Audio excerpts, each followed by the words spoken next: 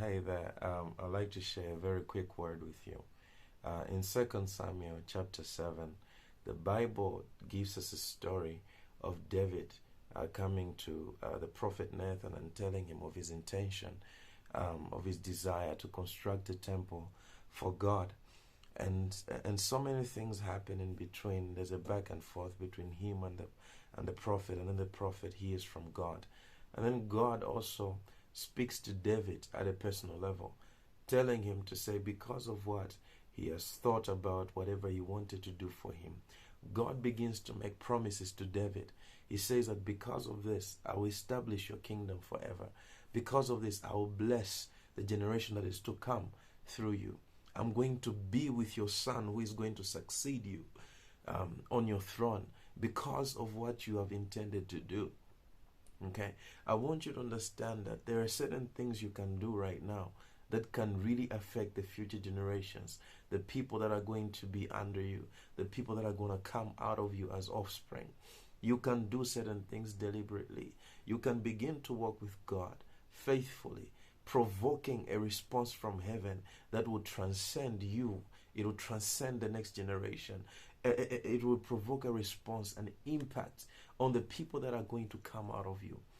I want you to be conscious of these things, because sometimes I feel like we get complacent and we begin to make choices without really understanding that some things that we do can have a bearing on the future children that we'll have. They can have a bearing on the families that we'll have. They can have a bearing on the people that are even our children's children.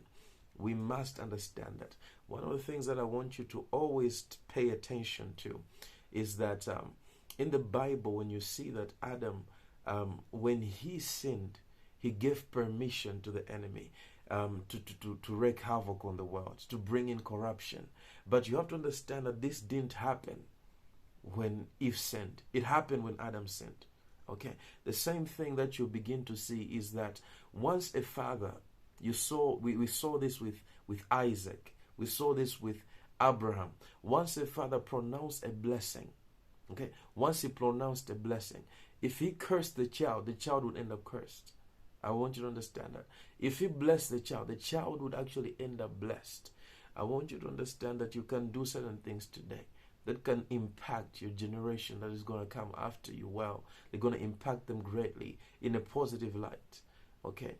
Be conscious of the things that you do. Be very conscious. Are you hearing me?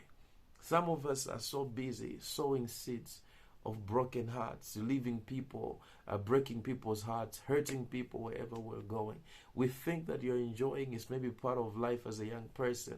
But I want you to understand that sometimes those hearts that you're breaking, their cries will rise up to Jesus himself. I'm telling you, their cries, God will hear their cry. And if you can cause someone to grieve because of something you did to them, and you can cause so many souls, leaving so many broken hearts in your work, and it's deliberate, I want you to understand that these things will have a bearing on your future. Some of us are careless with the people that we decide to be close to. We don't really understand the certain things, that the choices that we'll make with them, that will leave seeds that will affect the generation that will come. Even some of us, we engage in fornication. We engage in things like adultery. We do things that are unclean before God, not knowing that we're laying a foundation for the future that will speak. Sometimes the consequences are not going to come to you. Maybe the consequences are not going to be in your lifetime. But there are certain things you're doing right now that will begin to speak. If you're doing something wrong, allow God to address it. Allow God to help you there.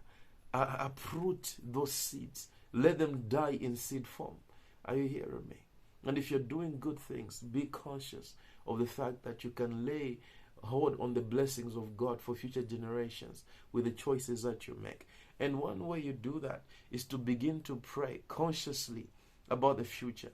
Begin to pray consciously. Say, God, may you, I declare a blessing. I declare a blessing. I declare that none of the limitations that I'm facing right now, my children will face. I declare that we're going to see open doors. We're going to see you move in our midst, in our lives. We're going to see you move in our family line. We're going to see you use the children that are going to come out of me. You begin to be conscious of the fact that I can do things today that will really affect the future positively. I want you to understand that the power of life and death is in the tongue, and begin to speak life today. Begin to speak life today. And remove every seed of death. Remove every choice that is going to bring death to your line. Are you hearing me? That's what I wanted to share with you today. Remember, your choices are powerful. Your choices are powerful. Some of these things, they may mean little in the natural, but in the spirit, they carry so much weight. Okay? They can invite angelic help or demonic attention. So make sure you make the right choices, and you'll be proud that you did.